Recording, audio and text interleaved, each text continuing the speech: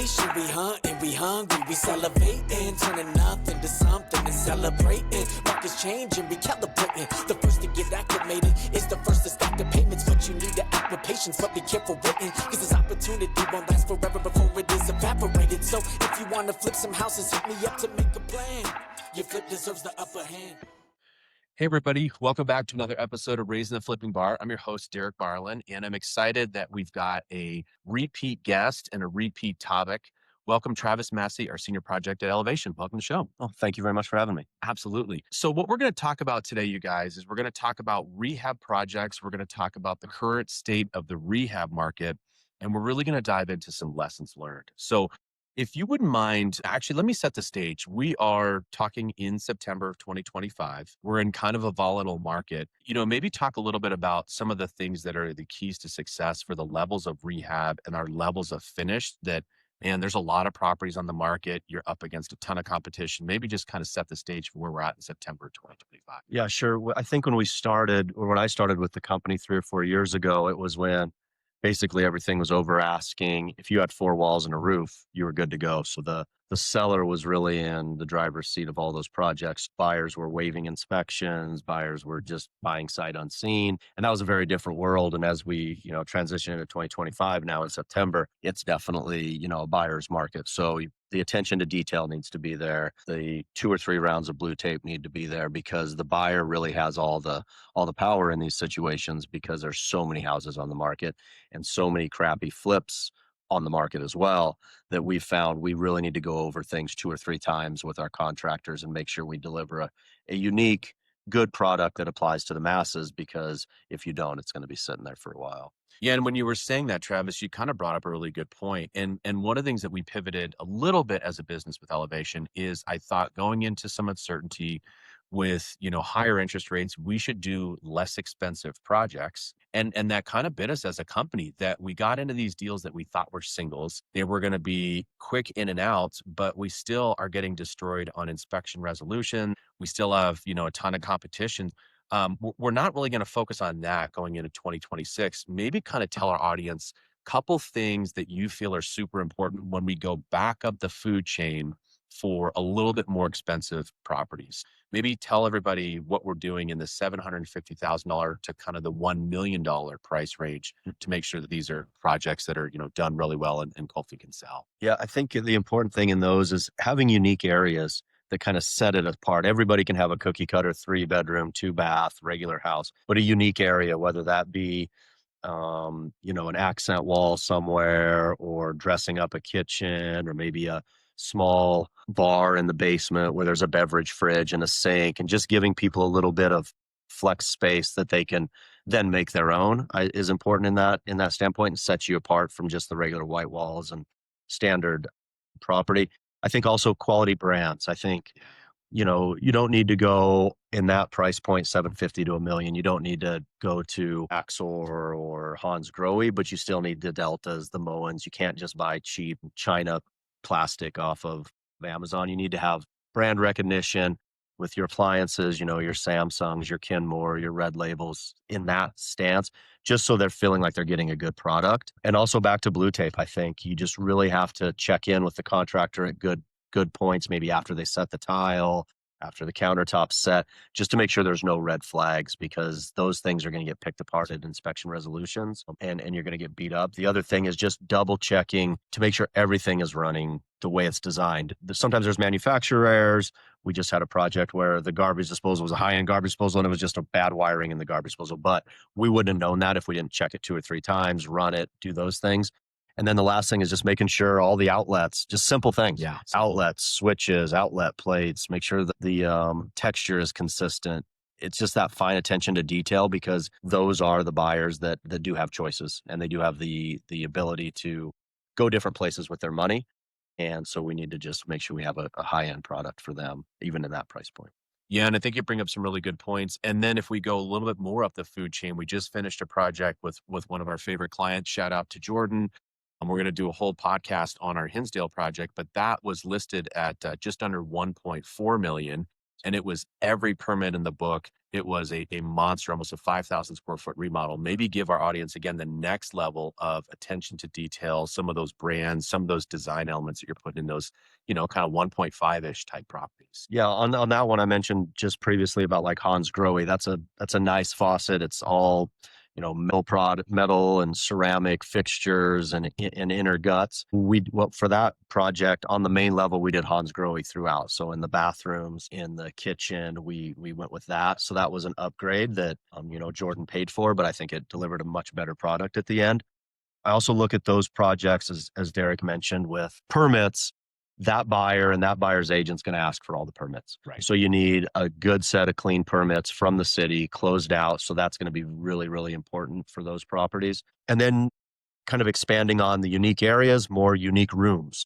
In that one, we did a great theater room that has dark walls, good lighting, good accent panels, kind of like these that we have in our podcast room. And it knocked it out of the park. It has a bar in there. It has cabinetry. It has a sink, has a beverage fridge. So that unique room sets that house apart. Other properties in that area did their own theater rooms.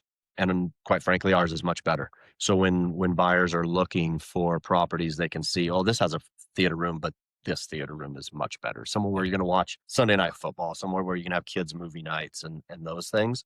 The other thing I think is creativity. Our general contractor on that property is an investor as well. So he brought some good creative elements. We did a unique pantry door where now whoever's bringing the groceries home can pull into the garage. There's a door in the exterior of the garage, the interior of the garage going into the pantry. They can open that. They can load all the groceries in there. They don't have to fumble with bags. They don't have to worry about your dog tripping you or kids or whatever, and then load the pantry.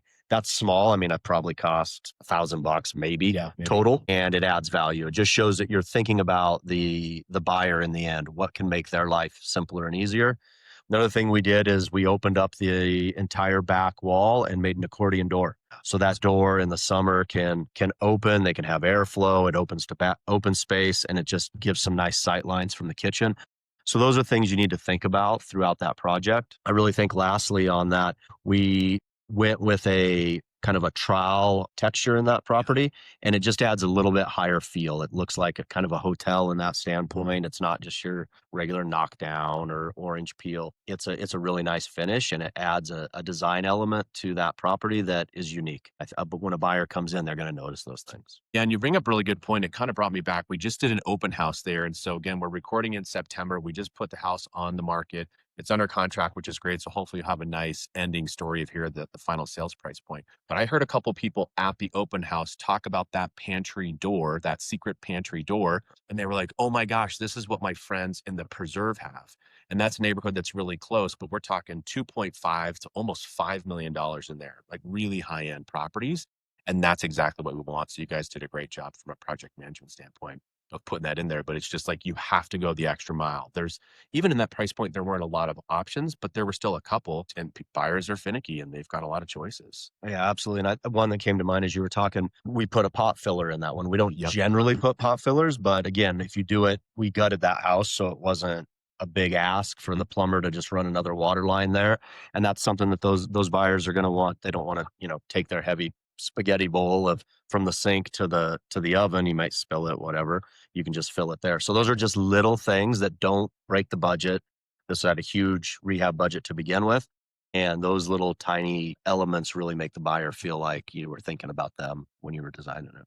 Yeah, and we'll talk a little bit more about that project here in a second, but I want to kind of juxtapose that, staying in the permit section, if you will. We've got a project in Englewood that's been kind of our never-ending project, so we'll have another podcast about that one separately. But maybe talk a little bit about, even though we had every permit in the books on our project on Inca Street, you're still getting 47-page homeowner inspection reports that are actually contradicting what code is. So maybe just give our audience, like, this is, I think, some ninja type level of skills where we go in and we think we've got permits, so it should be smooth sailing. And we still get this huge report and we're having to educate the person, and then they've got doubt. Like, maybe just walk them through what we're going through now on our Inca project. Yeah, that was a very unique situation. So we had closed out all the permits. We basically rewired the whole house because the city of Inglewood wanted us to do that to bring it up to code. Our electrician, Justin, did a great job of managing all of the electrical upgrades. We put a new panel in there and we closed it out, I think, June 25th. Was when the final permit was closed. The inspector came in and said, "Hey, I just want you to send me a picture or two of one or two little things." He didn't want to waste his time going out there. Justin did a great job of communicating with the city. It was closed. We And got closed meaning passed. passed. Yeah, just to kind of give that clarity Yep. for them. Closed meaning everything's appropriate. We're good to go. Yep. Everything's the current code. Everything to our knowledge was good. Fast forward, we finally got a buyer in. We got under contract. The buyer's agent called the city and asked if the permits were closed. Something in the city's database got changed, and there were two other items that needed to be updated to close out the project. We never got a notification of that. We had no way of knowing it was even open again. So it kind of muddied the waters with getting the inspection resolution finished. In the end, what it was we had to basically put the GFCI stickers on all the outlets. Because what we did with that project is we grounded them at the box with the breakers, which we paid a little extra for, in full disclosure, to get those in the box and appropriate and to code.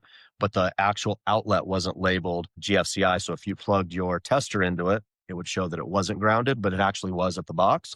So we needed to go put those stickers on. Not a huge deal, but it took time out of his day, and it was coordinating those things. So that muddied the waters. And at the end, when I talked to the city inspector, I think he was a little frustrated because now the city basically went with what the inspection was from the buyer's agent. It wasn't a city code deal.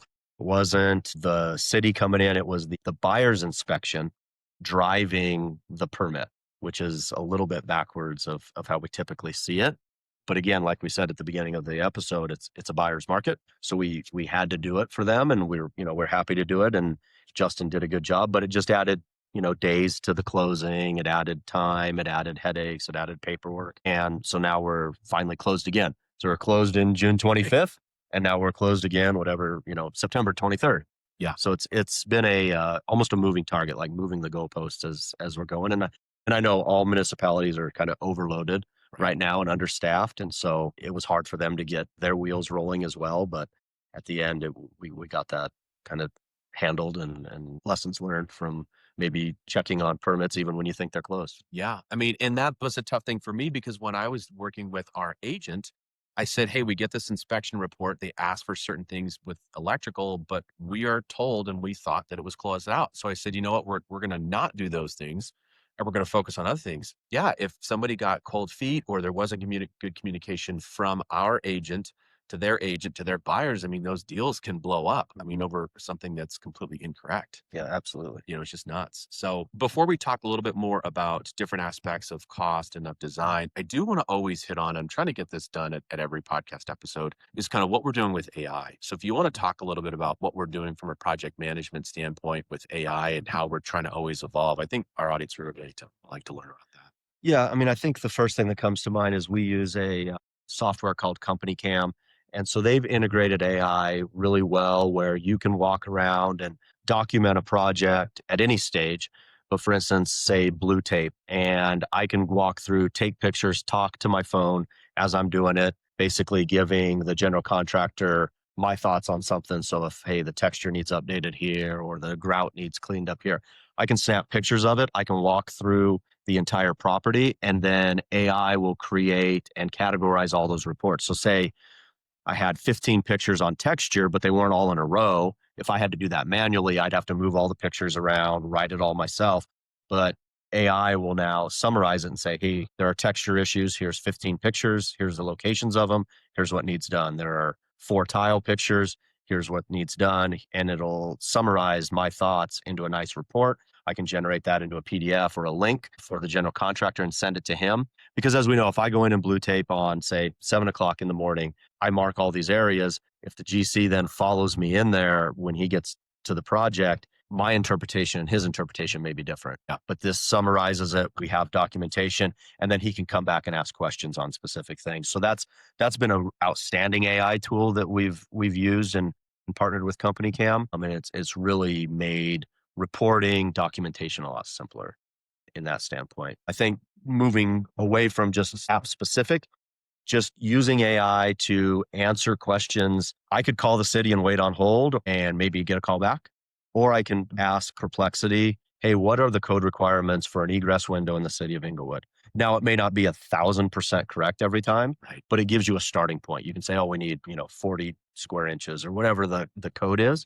And it can answer some of those questions for us. Also, just generating any type of reports. I have a friend who's doing a lot of ADU research, and he asked Perplexity to give him all of the ADU law changes in Denver. As we know, staying on top of those is very difficult. We've changed kind of the population density, thought in Denver, and it gave him a 40-page report, starting with the very first ADU law, who wrote the bill, what the ramifications were, the next one. So now he can go in and say, in the last 25 years, here's what we've seen in the city of Denver. Here's where we're at currently. Here's the general guidelines, and this is what you can do for your ADU. So if he would have had to write that report, he could have done it, but it probably would have taken 2 weeks to go back and research it and document it. And I think Perplexity spit it out in like 40 minutes for him. So I think just kind of thinking outside the box, how to save your time. And we always had Google, and Google will give you whoever's paying the highest is going to get you that search result. Whereas AI isn't necessarily driven by the ad spend.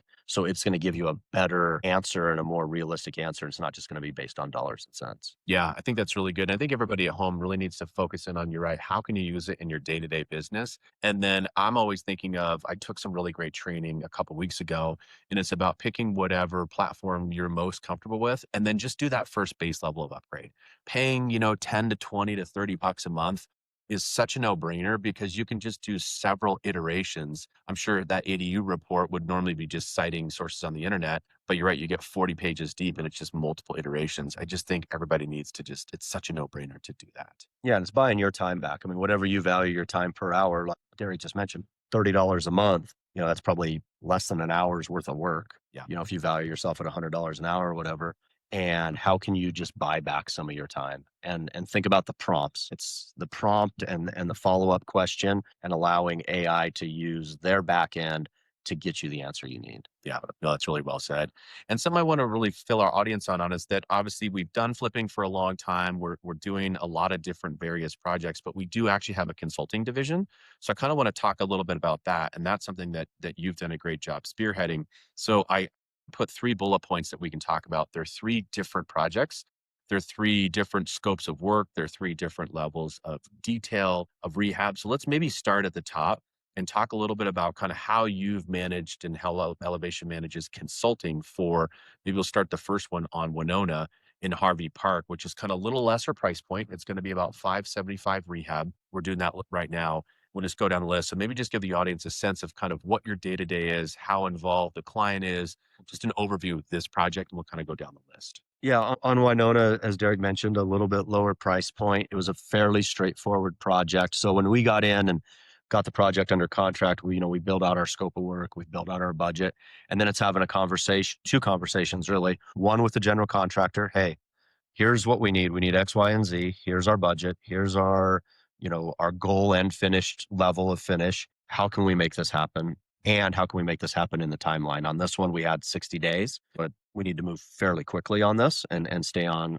task. And then from that, once the general contractor is comfortable with that, we get the contract signed, we get the scope of work lined out, going to the client and saying, this is what we're going to do. Here's how we're going to do it. Here's our finishes. Here's our ARV. And here's our budget. Then from there, it's kind of a go, in a sense. And now we're moving down the railway. And what we did with this project in particular is the investor in this project is not super hands-on on this project. He's not needing to check in. He has many, many things he's doing in his own business and doesn't have the time and the effort to, be there every day. So what we did, but he still wants to be on top of finishes, on top of project selection. So we started doing with this is every major decision that needs to be made, whether it be paint, whether it be countertops, whether it be cabinets, we send him a DocuSign and say, here's what we're proposing. He can say yay or nay. And so once he says yes, then I go ahead and order it, get it to the general contractor, and we move forward with that. So I'd say he's semi hands-on Winona. We'll talk about some other ones where we have different levels of involvement. And then it's just keeping him informed. I mentioned company cam. Every time I'm out there, I'll do a company cam report for him. I load that into the folder. All of his team has access to that folder, and they can look and they can basically click on, day by or week by week project progress of that project. And they never have to set foot in the house if they don't want to. The other thing we do is anytime I do a purchase on there, I just send the receipt to his accountant, and his accountant then has the receipt, knows the total, knows the day it was purchased, knows the mode that it was purchased in, whether it was credit card, Venmo, check, Yeah. whatever it may be, and then they can keep their accounting clean on their side. The other cool thing that I'm thinking through of like what was valuable to the client is he was tired of dealing with the finance side too. So big picture, not only did he not want to manage contractors, he has other big projects going on. So he tapped into our contractor network that you've got great relationships with. Then we actually have a client dedicated bank account. So essentially he just cuts 2 or 3 large checks and then tracks every single outflow. Our clients, meaning the contractors, like it because the money's actually coming from elevation is on the check, and we've got a great system. And so then they can audit that and it goes directly to their bookkeeper. And then you've got their credit card on file for buying the fixtures and finishes. So they're getting the points and they're going on vacation after the fact. They can tally everything up and it's very, very streamlined. So I know that was super important to those guys. Mhm. And that's something that I just think, to your point, people don't value their time as much. So you can help from a budget perspective. Lastly, on the design, we started with our elevation fixture and finish package. So we're not reinventing the wheel on that Right. price point, but to make sure we're really dialed into today's, again, kind of buyer centric market, we still made a couple different edits and said, hey, what about this tile? What about this paint color? Why don't we paint these doors an accent color? So on and so forth. So I think it was just still a very customized experience, but not reinventing the wheel for everybody. Absolutely. And we early on, I mean, so far the investor in this one has basically signed everything off that we proposed, but we had a unique bathroom in that one. When we got it Right. demoed, there was some really cool vintage wallpaper. Maybe didn't fit the style of the house, but you could have leaned into it. Mhm. It was really cool. It was really vintage. Wallpaper's coming back. Our contractor said, "Hey, it doesn't matter to me, but we can keep this wallpaper if you'd like." And so we sent it to the investor, and he said, it's cool, but it doesn't fit what I want." And so we said, great. So we're going to, demo it and put drywall up and it's going to be fine. But that's just a good example of kind of working through that. Hey, here's a out of the box idea we have for you. Take it or leave it. And he decided not to, which is fine. And we tell the contractor just move on as planned. Yeah.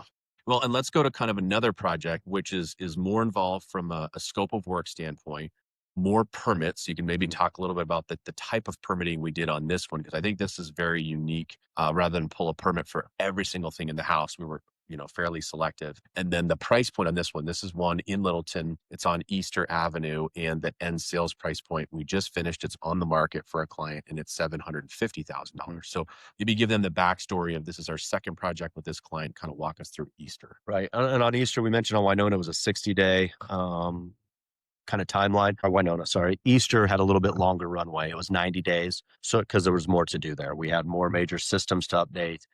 From a permitting standpoint, we permitted, there was asbestos in the drywall. So we had to remove one of the kitchen walls. So that was kind of the first thing out of the gate, is starting with the city of Littleton. They've been very easy to work with. So we got an asbestos abatement company in there. They provided all the documentation. Here's where the test results are. Here's the walls that are going to get removed. Here's the square footage. And we went from there and got that asbestos remediation permit.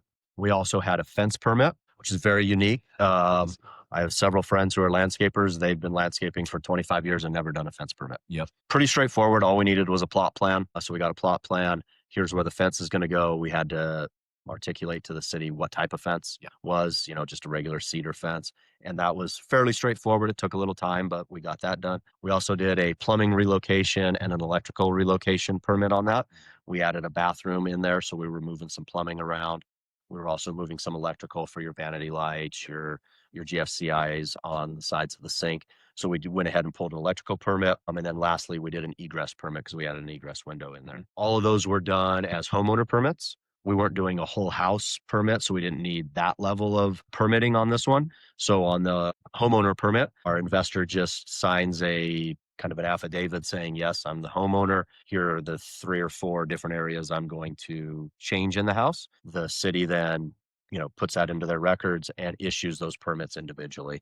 And then we can call for inspections and get them closed out that way. And that one worked out really well because it was our investor client purchased it in his individual name. Yes. A lot of times we kind of advocate for buying in LLCs, and I don't think there would have been an issue, but I think it just probably made it even more seamless that it just had his name on title. Yes, yeah, that made it very straightforward. And every city has different rules on that. I know the city of Inglewood doesn't allow a homeowner permit with an LLC, but you just have to look into your municipalities on what their rules are on that. One more thing on Easter, we went, I would say, 75% of fixture and finish in that one, and then added some design elements. Eric's wife Ann contributed, some design elements. We worked with the contractor. We did some unique tile in the master bath where it looks like it's kind of bleeding out from the shower Yeah, into that's the hardwoods. And so it's not like your straight lines, not 90-degree angles. It almost looks like a dry creek bed Yeah. in that area. A few other things. We put a small bar in the basement with a sink and a beverage fridge. We went a little bit different with the shower glass in the master bath. So we added uniqueness, but still stuck probably 75% to our fixture and finish project. And then if we kind of get to the top tier of a project that we just did, maybe walk our audience through our Hinsdale project with one of our other clients that, again, you guys did everything. Right. Yeah, that one was a big lift. We'll have a separate podcast on it, but that house was a complete disaster when we started. So it was, for lack of a better word, a full gut of a gigantic property. And so that was fully permitted, 150 plus days of actual work, full set of whole house permits, roof permit. Basically, the only thing we didn't have to do was the sewer. Right. And their sewer and egress, it already had egress windows in there. So that was a much bigger permitting project. And our general contractor worked directly with the city of Centennial to get that one done. And then that one was really off script on fixture and finish. Yeah. Our investor had a lot of ideas that he wanted in that project. So him and Derek's wife, Ann, worked together on a lot of design elements. We did wallpaper in one of the bathrooms. We, you did mention the accordion door. We went higher end on all the fixture and finishes. We built in little niches in all the showers with sort of custom tile for your shampoo, soap areas. The master bath is 5-piece, beautiful European style wet bath with a standalone tub, shower glass, had a curb, has a linear drain, just sort of the whole 9 yards on that one. So there was a lot of cooks in the kitchen on that from a design standpoint. And even our contractor gave feedback because he's in the game and he understands, hey, how about we do this here, that there? So he was involved in the design as well. We painted bathrooms different colors in that one and kind of went really above and beyond, even down to the toilets. Went higher end. We went Isera toilets, higher seat level. Yep. Those are the small things that everyday home buyers probably don't really think about. Yep. That buyer in that $1.4 million buy box, they're going to want a nice toilet. They're going to want to feel like a bathroom has character. Their guest bathroom is different from their main bathrooms. Those buyers are going to be very particular. And so we kind of delivered everything for that buyer in that standpoint. Yeah. And something that was really cool, that was a great kind of blend of what the client wanted, what we could help deliver, and what our contractor did, was things like trying to appeal to the widest buying audience. Mhm. So if you guys remember back to prior episodes, we obviously have one or two key demographics of who's going to buy a house. If it's a 5-bedroom, almost 5,000 square foot home, it's probably not going to be a single person. But in that area, it was a part of Centennial. Actually, we personally live really close, so we know the area really well. You do have kind of that generational shift of, it actually could be grandma and grandpa in a very wealthy family that want tons of room for everybody to come back for the holidays. So you guys added, washer and dryer on the main level in the primary suite, Mhm. even though there was, your classic nice laundry room down at the basement. So you guys still hit those things to appeal to grandma and grandpa, wing family, maybe again, very kind of high end couple who wants to grow into a family in a good school district. So you always need to keep that in mind when you're trying to think of who you can sell these things to. Yeah, absolutely. And it gives them flexibility too. I mean, if you had two different families living there, or maybe, somebody's living in the basement for a while, you can do laundry. You don't have to go through the master suite, vice versa. The primary owners of the house call them. They're not going to have to go disrupt somebody downstairs for their laundry. And you don't think of those things until they become a problem. Right. And so it's just a nice touch on that. And we also did quite a bit of landscaping on there. We have a nice fire pit. We mentioned it opens to open space. So the fire pit sits right along where the fence line is, and it overlooks the creek, and it's very beautiful. We redid the fence and gave a new fence there, did a lot of mulch, did a lot of sprinkler upgrades. So we did kind of go the whole 9 yards on that project. Yeah, and I think that's kind of the perfect transition into what we have as lessons learned. And when you guys are following along at home or you're listening to this, we use Monday.com as our software. I think we're up to close to 110 steps of everything that we do when we're finishing a project. But one of the ones that Travis really brought to light, which I really like, is what is the lessons learned? Because we're going a million miles an hour. You're running multiple projects for us, you're running them for clients in our consulting capacity, and we just forget stuff. Sometimes we want to forget stuff because it's painful on certain projects. You're like, I don't want to think about this, but we don't learn. So maybe talk about where it lives in Monday.com, and then maybe a couple of lessons learned from some of these projects we can chat about. Yeah, we've mentioned several times on these podcasts that we have a very robust Monday.com board that has a lot of steps in it. So at the end of the project, I just inserted another step where it's lessons learned. Once the dust settles, calmer, minds can sit down and Yeah. think through. Because in the heat of the moment, you may fire off a lesson learned, and it's really not a lesson learned. It's just how you're feeling that day Well said. emotionally. Yeah. So kind of once the dust settles, I want to always visit it and not repeat mistakes, and also bring in the agents that are selling it on the back end of what because they see it through a different eye than I see it through, than different eye than what Derek sees it, because they're the person that has to sell. They're the person that's actually with the buyer. They're the actual person that's hearing the feedback or checking in their notes on the MLS. So we put that in there to really improve each step of the way. And as we've seen, like I mentioned in the beginning of the podcast, in the last 4 years, things have changed in the flipping world. So you need to stay on top of what's current, what you need to be aware of. Going into some like standard flips, what lessons we've learned is you need to permit when it's needed. Yeah. We've always asked our contractors, and we check our contractors, they always need to do permit quality work no matter what. But where it's needed, like for instance, on Easter for the egress window, that's needed. We need the permit. We're going to pull the permit. And having that documentation, because we're finding more and more agents are going to check the permits. They're going to ask for permits. Hey, we know you have a new egress. Is that permitted? And that protects their investment when they're going to sell it 20 years down the road.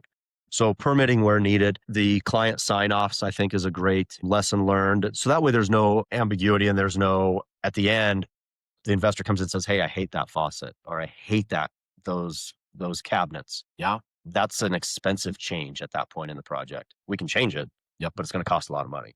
So by getting it up front, I think everybody's on the same page. It's signed. There's no, hard feelings at the end. I think that's a good one. And then just adding those little things that I mentioned in the beginning, little pops of color, little accents, the pantry door, those little things that don't break the budget are lessons learned that the buyer then feels like you had their intentions when you were designing it, and you weren't just skimming through and doing it on the cheap. Yeah. And it's something that while you were talking, I was really thinking it goes back to kind of 101 level real estate investing. And to your point, we got so spoiled during COVID. Everything flew off the shelf. I mean, you needed to have something decent on the inside, but the exterior was always kind of a train wreck. And now it's back to old school curb appeal. Like you need people that it needs to look great in photos, and then it needs to look even better when they drive up. And so I'm kind of crazy. I'm vigilant when it comes to landscaping, mainly just from clean lines of mulch, nice grass areas, and just get the weeding done. I mean, I'm lucky because I have a bunch of teenagers and they needed jobs this summer. And so they were probably super pissed off. But like, I remember talking to our son and he's like, I've done this 5 times. I'm like, yeah, I know. And it's still for sale. And until we sell it, it needs to be done right. So I just think there's been so many times. I talked to another investor last week. We were just catching up and he was listening to client's property and he tried to, I think, guide his client to say, hey, yes, this is a hot area. This is a fairly reasonable price point, but like the whole front yard was mulch. And then instead of doing concrete, it was just gravel. Like those things don't jive with current buyers. And then what also happens is they, in their mind, get the cost of a retail contractor. And so when they say, well, I need a driveway, You could have done it as an investor maybe for 10 grand, but they're like, well, that's going to cost me $18,000, So it's just stuff that we really need to think about. Anything else that, I mean, you've covered so much ground, but on maybe the high end ones of lessons learned too, because you did a great job with kind of our classic ones. Yeah, on the higher end ones where I mentioned that there are a lot of cooks in the kitchen, which isn't a bad thing. There's different people are going to have different design ideas, is really making sure we have company meetings, that we touch points. I'm lucky my office is right by Ann, so it's easy for me to stop in. But occasionally, Ann and I are on the same page, and maybe the investor is doing something on his own, just Yeah. taking the bull by the horns and doing it, which is fine, but we may not know about that. So it's really every week kind of touching in with all parties involved. Hey, are we good on this? Is this tile ordered? You're bringing this tile from a past project. Is it ready? Do we have the right quantities? Double checking with the GC saying, hey, we have, 120 square feet of this tile. I want to make sure it's good, because if not, we have to order it and there's going to be lead times. So just making sure everybody at the end of the week or the beginning of the week is looped in on what design choices are being made, what products are being delivered, Amazon, by Wayfair, by the client. There's a lot of moving parts, and getting those type of things going. The other thing, kind of coinciding with lessons learned, we added an extra piece of our board where it's just materials. So if Ann and I have a lot of back and forth, or if the investor and I have a lot of back and forth, we can silo that into materials. And then if, a year down the road, we want to say, hey, what colors did we use on Hinsdale? Yeah. Well, we used whites and greens. Well, we need the color codes. We need, what sheen you used. And we can have those, and they can live in there in historical data forever. So we can repeat that if we liked that design or we liked those cabinets, we can go back. So those were kind of lessons learned on the high end one, where a lot of documentation is needed because there's so many moving parts. I mean, that one had a rehab budget of $400,000. Money's going everywhere. So we need to know what we did there, where it was bought, where it was purchased. And we have that documentation now on Monday. And it was a lesson learned of just over documenting, really. Yeah, and you bring up a really good point. I will kind of leave the audience with this as we wrap up today, is on those rehab price points. We were in the $85,000 to $90,000 on the current client project that we're doing, the 60-day one, to coincide with a $575,000 ARV. Do you remember the rehab budget on Easter roughly? I was like 150, Yeah. like right around there. Yeah, so right around $150,000 for a $750,000 price point, kind of a 3-month project. And then the one on Hinsdale, far over $400,000 rehab for a $1.4 million price point, and more of a 6-month type of projects. Mhm. I think it's important to give clients kind of that flavor for not only how long does stuff take, how much we selling it for, but like what's the current rehab? Because that's something you're always on top of. I can't even remember which rehab pricer 9.0 we're on, something like 10.0 that. Yeah. that we're always changing prices. It's not going down, and with tariffs, we can talk about that on another podcast. Things are not going down. So it's just stuff to kind of keep in mind. As we wrap up, anything else that we haven't covered, or anything else that you want to leave the audience with before we get out of here? I think just kind of the trends that I'm seeing is a lot of cleaner properties. And what I mean is almost a hotel feel on the higher end projects. Really not aggressive, green rooms or blue rooms or anything like that. Just almost going back to a lot of whites and a lot of cleanness and really crisp and good looking projects. We just got out of a meeting last week with a design room, and they're seeing a lot of woods coming back as well in the cabinets. A lot of the old oak or the old walnut is kind of retrending its way back in, and it'll probably start in those higher ends, and then it'll bleed down to the lesser ends, because the higher end buyer is getting the Vanity Fairs. They're getting the different magazines that are setting the trends, probably from the coasts, California and the East Coast. And then it's going to go to the higher end properties and then trickle down to the lower end. So that's something I'm seeing. And then, like I mentioned, less accents. One of our general contractors who's done a lot of high end projects, he's seeing no accent walls anymore. So I think it's not there for the lower end project yet, but it'll trickle down to those, because those buyers will say, hey, saw a house in Cherry Hills. I can't afford the house in Cherry Hills, but they had X, Y, and Z. Yep. Can I get that in my, Arvada property? Yeah. So we'll see those things going in that direction. I think leaving the audience with just some stuff about their own flips, set aside that contingency. I can't say that enough. I mean, I think of it as almost like your emergency bank account. You know, you get in a car accident, you need something. You're going to open a wall and you're going to see something. Don't spend that contingency up front. You know, keep that almost as a sacred dollar amount where we don't want to touch that unless we need to. Yeah. And if you get to the end of the project and you have the ability, and as Derek mentioned, curb appeal, hey, we have $10,000 in our contingency. Should we spend $5 on a fire pit? Maybe. Yep. Then you have it set aside. And I think that also checking with your general contractors on their investment knowledge that they've worked with. It's one thing to do a Cherry Creek basement for, you know, a regular family. It's a different thing. Have you worked with investors? Do you know how the speed's going to go? Do you know how the end of the project's going to go? And it's not to say those general contractors can't do it, but it's nice when they've dealt with an investor before, because we just have some unique things that come up in a project, and having an investor that's like, oh, I've done that before, no big deal, is comforting, especially at crunch time when, you know, hotheads are everywhere. Yes. Well said. Awesome. Well, Travis, thank you so much for giving, you know, just amazing amounts of knowledge to our audience. We'll definitely keep doing this. You guys at home, this level of rehab, this attention to detail, and those lessons learned are going to be super, super important. So get with us. Definitely send us messages. As I say, like and subscribe, but definitely DM us for whatever we can do to help. Thanks for tuning in. We'll catch you guys on the flip side. Thanks, guys. Elevation, elevation. Flip that house, man, this money for the making. We gon' get it, hustle harder every day, fam. Sky's the limit, time to make